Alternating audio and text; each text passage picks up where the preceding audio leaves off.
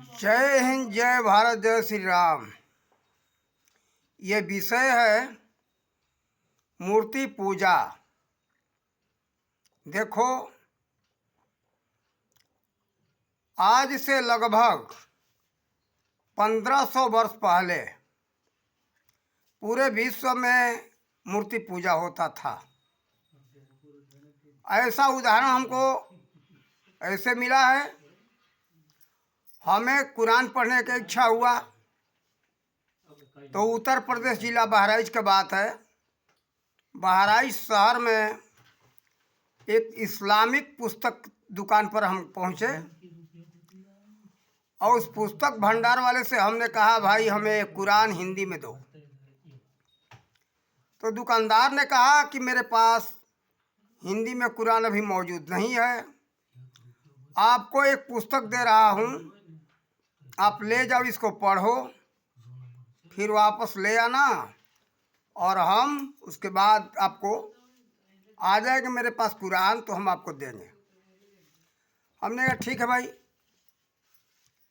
उस पुस्तक को हम लाए। उस पुस्तक में हमने जब पढ़ा शुरू किया पढ़ना तो उसमें ये बताया गया था कि हजरत मोहम्मद साहब के पहले अरब में मूर्ति पूजा होता था। और उस पुस्तक का नाम मुझे याद नहीं है। मूर्ति पूजा होता था, तरह तरह की मूर्तियां लोग बनाते थे। हर देवी देवताओं का मूर्ति का पूजा होता था वहाँ। जब हजरत मोहम्मद साहब हुए तो उन्होंने निर्गुण ब्रह्म का उपदेश दिया और मूर्ति पूजा का बहिष्कार किया उन्होंने। तो खैर ये बात कोई गलत भी नहीं है, अपने जगह पर सत्य है। निर्गुण का तो उपासना होना ही चाहिए। जो सरगुण रूप में महापुरुष आए सभी ने उसी निर्गुण का उपासना का विधि बताया है, ऐसी बात नहीं है। लेकिन एक बात यह है कि सरगुण बिना निर्गुण का ज्ञान नहीं होगा। हजरत मोहम्मद साहब को ले लो, सरगुण रूप में थे, तभी तो ईश्वर का उस अल्लाह का ज्ञान दिया लोगों को कि वह खुदा की झांकी जर्रे जर्रे में है। किसने कहा? किसके वाणी से सुने? हजरत मोहम्मद साहब के मुंह से जो वाणी निकला मुखारबिन से, सब लोगों ने सुना। चाहे हमारे श्री राम हो, कृष्ण हो या यीशु मसीह हो, सभी महापुरुष सरगुण रूप में आए, उस निर्गुण का उपदेश उन सब लोगों ने दिया। उस निर्गुण का ज्ञान सरगुण से ही प्राप्त होता है। सरगुण न रहे तो उस निर्गुण का ज्ञान प्राप्त नहीं हो सकता। ये बात इतना समझ लो, सोच लो। ये मूर्ति पूजा कोई गलत नहीं है। देखो, एक बात उदाहरण दे आप लोगों को। कहीं कोई मंदिर हो, गिरजाघर हो, गुरुद्वारा हो, तो बच्चे पूछते हैं कि ये क्या है। तो जैसे मान लो गिरजाघर में मूर्ति तो नहीं है, वहाँ क्रॉस का चिन्ह है, तो उससे ये साबित होता है, कहते भाई यीशु मसीह हुए, उनके नाम से, उनके मजहब से ये चर्च बना हुआ है, गिरजाघर बना हुआ है। यीशु मसीह थे, उन्होंने परमात्मा के बारे में लोगों को संदेश दिया। श्री राम जी का मंदिर है, बच्चे पूछते हैं किसका ये मंदिर है, किसकी मूर्ति है, तो बड़े बूढ़े लोग बताते हैं श्री राम जी हुए और उनका ये मूर्ति है। अपने समय में उन्होंने भक्ति मार्ग का मानव समाज को संदेश दिया था। कोई भी देवी देवता का मूर्ति हो, सभी मूर्तियों से ये संदेश मिल रहा है, इसलिए मूर्ति होना ही चाहिए। और धर्म ग्रंथ न होते, मंदिर नहीं होता, मूर्तियां नहीं होती, तो आज किसी को कुछ पता नहीं होता। इसलिए मूर्ति होना कोई गलत नहीं है, मूर्ति होना अपने जगह पर सत्य है। लेकिन एक बात ये भी है कि मूर्ति को ही सब कुछ मत मान लो। जैसे कोई शिक्षक हो, शिक्षक को ही शिक्षा मत समझ लो। शिक्षक और शिक्षा में अंतर है। शिक्षक जो शिक्षा दे रहे हैं उसको अपनाओ।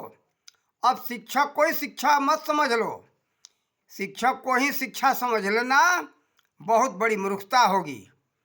ये सब महापुरुष संदेश दिए कि उस परमात्मा के नाम का सुमिरन करो, उनके स्वरूप का ध्यान करो। तो परमात्मा के नाम और स्वरूप को छोड़ करके, नाम रूप छोड़ करके उसी महापुरुष के नाम को लोग याद करने लगे, उसी नाम का जाप करने लगे। जैसे आज उदाहरण में ले लो, जैसे भगवान भोलेनाथ ने क्या कहा, उमा कहूँ मैं अनुभव अपना, सत हरि भजन जगत सब सपना।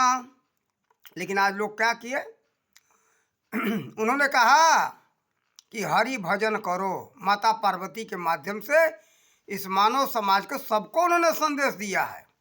लेकिन मानव समाज क्या कर रहा है, ओम नमः शिवाय, ओम नमः शिवाय जाप समझ लिया, बस इसी को समझ लिया कि परमात्मा का जाप है। नहीं भाई, ये तुम्हारी भूल है।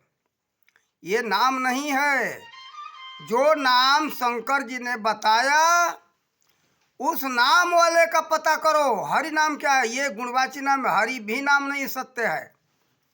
वह नाम, सत्य नाम किससे मिलेगा कि वह नाम किसी तत्वदर्शी संत से मिलेगा। देखो, शंकर जी जैसे व्यक्ति से मिलेगा, श्री सुखदेव जी जैसे व्यक्ति से मिलेगा। ये उम्र नहीं होता, उसका समय नहीं होता, उसका वेशभूषा नहीं होता। किसी भी वेशभूषा में वो लोग मिलते हैं। तत्वदर्शी संत, उनका कोई रंग रूप निश्चित नहीं है, आयु निश्चित नहीं है। देखो, जैसे उदाहरण में दे दूं, जैसे श्री सुखदेव जी 5 वर्ष के अवस्था के थे, जहाँ ऋषियों का सभा था। जब वहाँ आए तो हजार हजार वर्ष के आयु वाले उस समय ऋषि वहाँ मौजूद थे, लेकिन सब लोग उठ करके खड़े हो गए। तो किसी ने पूछा कि आप लोग तो इतने उम्र वाले हो, इनका तो आयु 5 वर्ष का है, लेकिन आप लोग उठ करके क्यों खड़े हुए। तब ऋषियों ने कहा कि देखो, आयु में हम लोग सबसे बड़े हैं, लेकिन ज्ञान में ये बड़े हैं। ज्ञान का कदर करना है, ज्ञान का हमें सम्मान करना है। तो देखो, ये बात होता है। तो उनका न आयु है, न तो कोई वेशभूषा है। इसलिए आप लोग किसी तत्वदर्शी संत से जान समझ करके उस सत्य नाम का, हरि नाम का ज्ञान करो। राम नाम का मतलब जी जो सब में रमा हुआ है वह नाम राम नाम है। राम नाम का मतलब ये मत समझ लो राम राम। अगर राम राम ही अगर मान लो तो राम राम कौन नहीं करना जानता, तब फिर गुरु धारण करने का क्या जरूरत। तो देखो, कहा कि गुरु बिन भवन धीतरई न कोई, जो शंकर बिरंच सम होई। ब्रह्मा और शंकर के समान क्यों न हो, लेकिन गुरु बिना भवसागर पार नहीं हो सकता।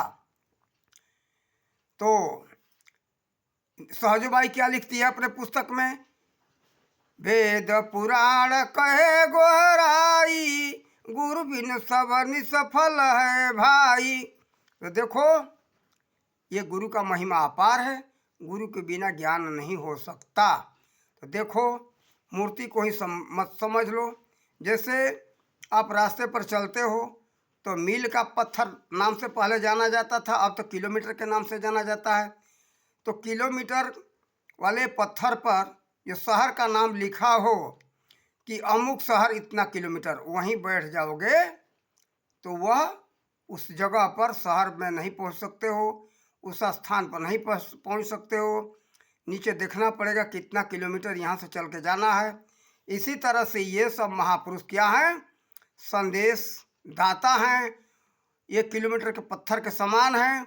ये लोग संदेश दिए कि हरि का भजन करो। जैसे भोलेनाथ को ले लो, सभी महापुरुष, अरे भगवान श्री कृष्ण को देखो, क्या अपने रूप को दिखाए कि मेरे 2 हाथ पैर देख लो।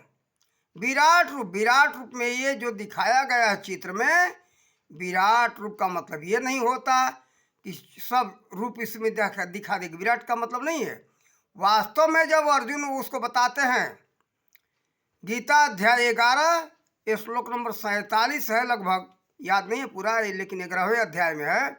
वो कहते कि हे प्रभु, न तो आपके आदि को देख रहा हूँ, न अंत को देख रहा हूँ, न मध्य को देख रहा हूँ, लेकिन जो चित्र में दिखाया गया है उसमें तो आदि अंत मध्य सब कुछ है। ऐसा मत सोचो। देखो एक बात बताऊं उदाहरण में, जैसे क को संकेत देने के लिए कौवा यानी कागड़ा का चित्र बनाया जाता है, बनाया हुआ है किताब के अंदर, पुस्तक के अंदर, तो कौवा जो है क नहीं है, उसको एक संकेत निशान है। ठीक इसी तरह से गौ जो है गधा नहीं है, लेकिन गधा का चित्र दे दिया गया कि बच्चा गधा से गौ को याद करेगा।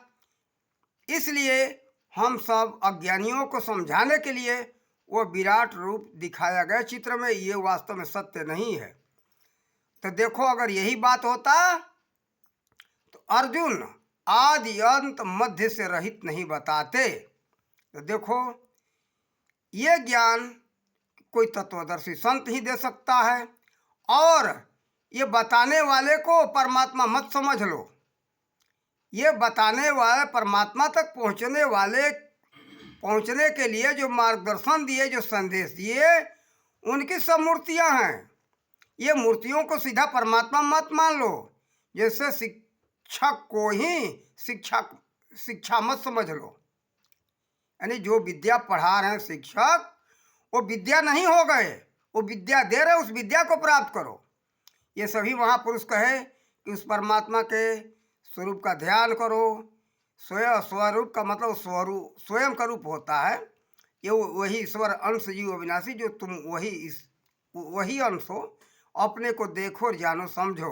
बात वास्तव में ये हुआ, स्वरूप का ध्यान करो और स्वनाम का सुमिरण करो, यानी स्वयं अपने नाम का सुमिरण करो ईश्वर के नाम में, और तुम्हारे नाम में कोई अंतर नहीं है। जो नाम ईश्वर का है वह नाम वास्तव में जीव का भी है। तो देखो ये सब बातें बहुत गहरी हैं, ये तत्काल समझ में नहीं आएगा। हम छोटे से वीडियो में हम कितना समझें, लेकिन ये कहने का हमारा मतलब है कि ये मूर्ति पूजा गलत भी नहीं है, और मूर्ति को सीधा भगवान मान लेना ही ये सत्य नहीं है, ये भी उचित नहीं है। ये सभी लोग परमात्मा तक पहुंचने का मार्गदर्शन इन लोगों ने दिया है। ये बताए हुए मार्गदर्शन पर हम सबको चलना चाहिए, चाहे वो हजरत मोहम्मद साहब हो, चाहे गुरु नानक देव हो, चाहे यीशु मसीह हो, चाहे हमारे भगवान श्री राम और कृष्ण हो। ये सभी महापुरुष उस ईश्वर तक पहुंचने का संदेश दिया। यीशु मसीह क्या कहे अपने बाइबिल के अंदर? उन्होंने कहा, उनके न रहने के बाद बाइबिल लिखा गया है या उन्होंने लिखा, ये हम नहीं कह सकते। वो क्या कहते? हम सब परमपिता परमात्मा के संतान हैं। परमपिता परमात्मा का उन्होंने संदेश दिया कि हम सब परमपिता परमात्मा के संतान हैं। सत्य और अहिंसा के मार्ग पर चलना चाहिए, आपस में प्रेम के साथ हम सब जिए। तो देखो इसी तरह से उस परमात्मा का संदेश सभी ने बताया है। कोई भी महापुरुष हो, तो ये मूर्ति वालों के जिनकी मूर्तियाँ पूजी जा रही है, इनके बताए रास्ते पर हम सबको चलना चाहिए। ये नहीं कि यही भगवान है। जैसे शिक्षक को कोई शिक्षा मान ले तो कितनी बड़ी मूर्खता है। शिक्षक क्या प्राप्त होगा? नहीं हो सकता है। बात यह है, शिक्षा अलग है, शिक्षक अलग है। शिक्षक का काम है शिक्षा देना, और हम सब का काम है शिक्षा लेना। यानी विद्यार्थी का काम है शिक्षक से शिक्षा ग्रहण करना। तो जो ये महापुरुष जो मार्गदर्शन दिए, इन सब के शिक्षा को हमें सबको ग्रहण करना चाहिए। ये नहीं कि उसी महापुरुष को ही हम भगवान मान ले तो भगवान की प्राप्ति नहीं हो सकती। ये लिख लो अपने जीवन में। तो देखो हम इस विषय पर ये बात बताए, और मूर्ति गलत भी नहीं है। मूर्ति नहीं होगी तो कोई संदेश नहीं मिल सकता है। इसलिए मूर्ति पूजा गलत नहीं है। मूर्ति पूजा अपने आप में सत्य है, लेकिन मूर्ति को हमें क्या मानना है, क्या करना है, हम सबको सोचना चाहिए।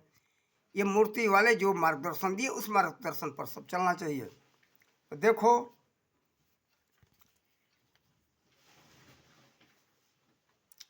अगर इनको अगर मान लेते हो ईश्वर मूर्ति को तो उससे हानि है। इनके संदेश पर चलो तो लाभ होगा। मूर्ति वाले जो महापुरुष है, राम कृष्ण चाहे कोई भी महापुरुष हो, इन लोगों के संदेश पर चलोगे तो लाभ होगा। संदेश के उल्लंघन करके केवल इन्हीं को पूजने लगोगे तो कोई लाभ नहीं हो सकता है। और हम हो सकता है इसे विस्तार में अधिक मुझे समझ में आएगा, इसके संबंध में और वीडियो डालेंगे बना करके। और यहाँ तक इस विषय में हम बताए। इन्हीं शब्दों के साथ अपने वाणी का विराम देते। जय हिंद, जय भारत, जय श्री राम।